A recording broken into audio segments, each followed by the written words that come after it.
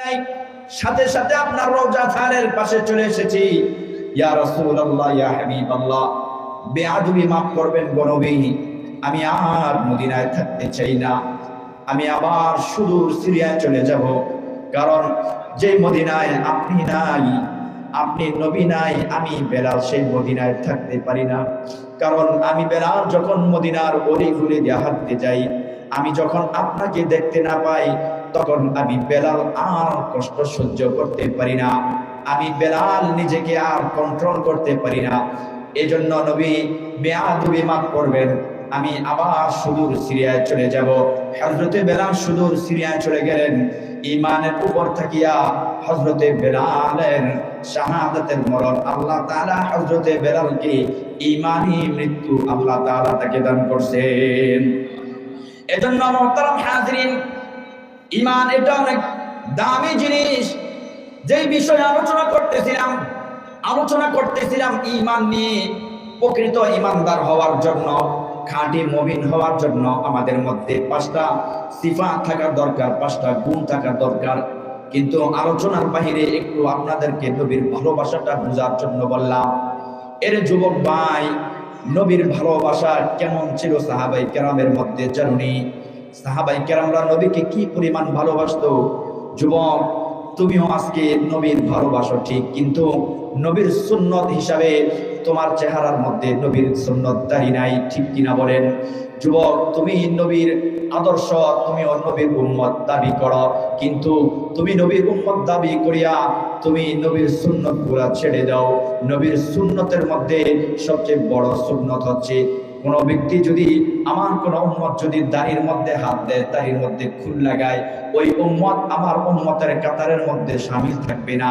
মুহতারাম হাজিরিন, যুবক ভাইরা, নিজেকে যুবক ধরে রাখার জন্য 30 বছর, 35 বছর, 40 বছর তুমি তোমার দাড়িগুলা চেঁচে ফেলো। এর যুবক, তোমার থেকে দুর্ভাগা, তোমার থেকে হতভাগা উম্মত পৃথিবীর মধ্যে আর কেউ হতে পারে না। এজন্য যুবক ভাই, তোমাদেরকে উদ্দেশ্য করে তো আজকের এই মাহফিল। কত আয়োজনে না তোমরা করেছ, কত কিছুই না তোমরা এই আয়োজন করেছ, কত টাকা তোমরা খরচ করেছ। তোমরা যদি আজকের এই মাহফিল থেকে রাসূলের একটা সুন্নত পালন করার জন্য যদি তোমরা ওয়াদাবদ্ধ হয়ে যাও, তাহলে তোমার জীবনের সফলতা সহজে চলে আসবে। এজন্য যুবক ভাই, বৃদ্ধ বাবা, রাসূলকে ভালোবাসা, রাসূলকে মুহাব্বত করা, এটাও নবীর, এটাও ঈমানের একটা অঙ্গ। রাসূলের ভালোবাসা অন্তরের মধ্যে ধারণ করা, রাসূলের মুহাব্বত অন্তরের মধ্যে রাখা, এটাও রাসূল প্রেম, এটাও ঈমানের একটা অংশ। ছোট্ট একটা আমলের কথা বলে আমি আমার আলোচনা শেষ করে দিব। আমি আমার আলোচনা আর বেশি দেরি করব না। ছোট্ট একটা আমলের কথা বলবো, শুধুমাত্র আমার নিজেকে রক্ষা করার জন্য। আমি আর আপনি যদি এই আমলগুলা করতে পারি, তাহলে তাহলে আমার জীবন সাকসেস হয়ে যাবে। হযরত আবু যর গিফারি রাদিয়াল্লাহু তাআলা আনহু, হযরত জিবরাইল আলাইহিস সালাতু ওয়াস সালাম, আল্লাহর নবী সাল্লাল্লাহু আলাইহি ওয়াসাল্লাম মসজিদে নববীর মধ্যে বসে আছেন। এমন সময় আল্লাহর নবী যখন মসজিদে নববীর মধ্যে বসে আছেন, হযরত জিবরাইল আলাইহিস সালাতু ওয়াস সালাম আল্লাহর নবীর কাছে ওহী নিয়ে আসলেন। এমন সময় জিবরাইল আলাইহিস সালাতু ওয়াস সালাম তাকায় দেখে দূরে একটা কালো পোশাক পরিহিত একজন বৃদ্ধা লোক হেঁটে যাচ্ছে। জিবরাইল আলাইহিস সালাতু ওয়াস সালাম আল্লাহর নবীকে ডাক দিয়ে বলে, ইয়া রাসূলুল্লাহ, ইয়া হাবিবাল্লাহ, আল্লাহ পয়গম্বর, ওই যে একটা বৃদ্ধ লোক হেঁটে যাচ্ছে, এটা কি আপনার সাহাবী আবু যর নাকি?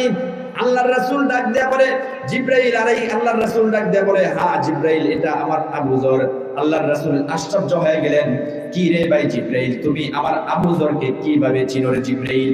জিবরাইল আলাইহিস সালাতু ওয়াস সালাম ডাক দিয়ে বলে, ইয়া রাসূলুল্লাহ, ইয়া হাবিবাল্লাহ, আল্লাহ পয়গম্বর, আপনার আবু যরকে শুধু আমি একা চিনি এমনটা নয়, বরং আপনার আবু যরকে আসমান এবং জমিনের মধ্যে যত ফেরেশতারা আছে সমস্ত ফেরেশতারা আপনার আবু যরকে চিনে।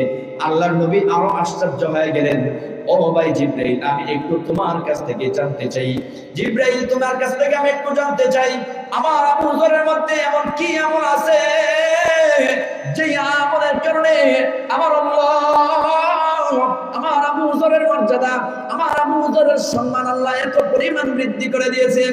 জিবরাইল আলাইহিস সালাতু ওয়াস সালাম ডাক দিয়ে বলে, ইয়া রাসূলুল্লাহ, ইয়া হাবিবাল্লাহ, আপনার আবু যরের মধ্যে তেমন কোনো আমল নাই, তবে আপনার আবু যর দুনিয়াতে দুইটা আমল করে, যে দুইটা আমলের কারণে আল্লাহ আপনার আবু যরের মর্যাদা আসমান এবং জমিনের মধ্যে বাড়ায়া দিয়েছে। আল্লাহ নবী ডাক দিয়ে বলে, এ ভাই জিবরাইল, কোন দুইটা আমল, যে দুইটা আমলের কারণে আল্লাহ আমার আবু যরের মর্যাদা বাড়ায়া দিয়েছেন? জিবরাইল আলাইহিস সালাতু ওয়াস সালাম ডাক দিয়ে বলে, ইয়া রাসূলুল্লাহ, ইয়া হাবিবাল্লাহ, আপনার আবু যরের এক নাম্বার আমল হলো আপনার আবু যর নিজেকে এতটা বিনয়ের পরিচয় দিয়েছে, নিজেকে এত নম্রতার সাথে দুনিয়াতে চলে, কোনো মানুষ টেরও পায় না। এমনকি রাস্তা দিয়ে যখন হাঁটে তখন এমন ভাবে হাঁটে রাস্তার পিপিলিকারও পর্যন্ত টের পায় না। জিবরাইল আলাইহিস সালাতু ওয়াস সালাম এই কথা যখন বললেন যে আপনার আবু যরের মধ্যে বিনয়তা এত পরিমাণ আছে, আর আল্লাহ কোরআনের মধ্যে বলেন, ওয়া ইবাদুর রহমানিল্লাযীনা ইয়ামশুনা আলাল আরদি হাওনান ওয়া ইযা খাতাবাহুমুল জাহিলুনা ক্বালু সালামা। দুনিয়ার মধ্যে রহমানের বান্দা তারাই যারা পৃথিবীর মধ্যে দাম্ভিকতার সাথে চলাফেরা করে না, যারা দুনিয়ার মধ্যে নম্রতার সাথে চলাফেরা করে।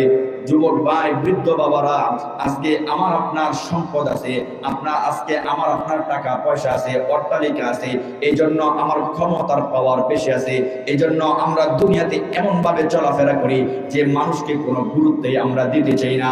কিন্তু আল্লাহ নবী সাল্লাল্লাহু আলাইহি ওয়াসাল্লামের সাহাবী আবু যরের মধ্যে এক নাম্বার গুণ ছিল, নিজেকে এত ছোট নিজেকে পরিচয় করতেন, নিজেকে এত বিনয়ের সাথে দুনিয়াতে চলাফেরা করতেন যে মানুষ তাকে দেখি বিনয়ের পরিচয় তার মধ্যে পেয়েছে। দুই নাম্বার আমল, জিবরাইল আলাইহিস সালাতু ওয়াস সালাম ডাক দিয়ে বলেন, ইয়া রাসূলুল্লাহ, ইয়া হাবিবাল্লাহ, আল্লাহ পয়গম্বর, আপনার আবু যরের মধ্যে দুই নাম্বার আমল হচ্ছে, আপনার আবু যর যে আমলটা বেশি পরিমাণ করে, আকসারু তিলাওয়াতু সূরাতুল ইখলাস, আপনার আবু যর এত পরিমাণে সূরাতুল ইখলাস পাঠ করে, যে সূরা ইখলাস পাঠ করার কারণে আল্লাহ আপনার আবু যরের মর্যাদা আসমান এবং জমিনের মধ্যে আল্লাহ তাআলা বাড়ায় দিয়েছে। এজন্য মুহতারাম হাজরিন, এই ছোট্ট একটা আমল সূরা ইখলাস আমরা সবাই পারি, ঠিক কিনা বলেন? আমার মন বলে, আমার বিশ্বাস এবং আমার ইয়াকিন, আপনারা এখানে যারা আছেন প্রত্যেকটা মানুষই সূরাতুল ইখলাস পারেন, কারণ কোরআনের ছোট্ট সূরাই হচ্ছে সূরাতুল ইখলাস। আর এই সূরা ইখলাসের মধ্যে আল্লাহ তাআলা সূরাতুল ইখলাসের মধ্যে আল্লাহর একত্ববাদের পরিচয় তুলে ধরেছেন। এজন্য মুহতারাম হাজরিন, আমরাও আবু যরের মতো দুইটা আমল করব। আজকের এই মাহফিল থেকে এটাই আমার শেষ শপথ হিসাবে আমরা আজকে গ্রহণ করব। এক নাম্বার, দুনিয়াতে আল্লাহ যতদিন বাঁচায় রাখবেন আমরা নম্রতার সাথে চলাফেরা করার চেষ্টা করব, দাম্ভিকতার সাথে চলব না। দুই নাম্বার, বেশি বেশি পরিমাণে সূরাতুল ইখলাস পাঠ করব। আর এই সূরাতুল ইখলাস পাঠ করার কারণে আমার আপনার রব, আমার আপনার মালিক আমাকে জান্নাতে যাওয়া সহজ করে দিবে। সুবহানাল্লাহ। এজন্য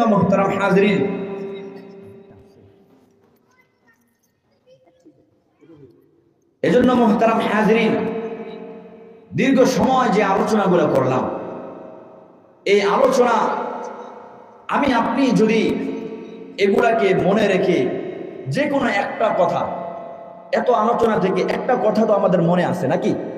এই একটা কথার উপর যদি আমি আর আপনি আমল করতে পারি, তাহলে আমি ছোট মানুষ, আপনাদেরকে দ্বীনের দাওয়াত দেওয়ার উদ্দেশ্য, কারণ আমার একটা কথার কারণে যদি আল্লাহ আপনাকে হেদায়েত দিয়ে দেয়, এই যে 13-14 বছর পর্যন্ত পড়াশোনা করছি, আল্লাহ তাআলার কাছে গিয়ে বলতে পারবো, আল্লাহ কিছু করতে পারি নাই, তবে মানুষদেরকে আপনার কোরআনের প্রতি আহ্বান করছি, দ্বীনের প্রতি আহ্বান করছি, আল্লাহ আপনি আমাকে এর উসিলা করে আপনি আমাকে মাফ করে দেন। এই জন্য মুহতারাম হাজরিন, সেই সুদূর ঢাকা থেকে আমি সফর করে এসেছি। আল্লাহ আমাদেরকে যে ইলম শিক্ষা করার তৌফিক দিয়েছেন, এই ইলমগুলা আপনাদের কাছে পৌঁছে দিচ্ছি।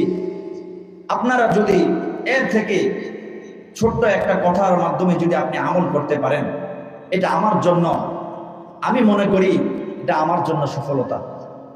এজন্য বৃদ্ধ বাবারা আছেন, যুবক ভাইয়েরা আছেন, নামাজ পড়ে না, নামাজের প্রতি বেশি গুরুত্ব দেওয়া, কোরআন তেলাওয়াতের প্রতি গুরুত্ব দেওয়া, রমজান মাস আসতেছে, কোরআনের প্রতি বেশি বেশি করে মুহাব্বত পয়দা করা।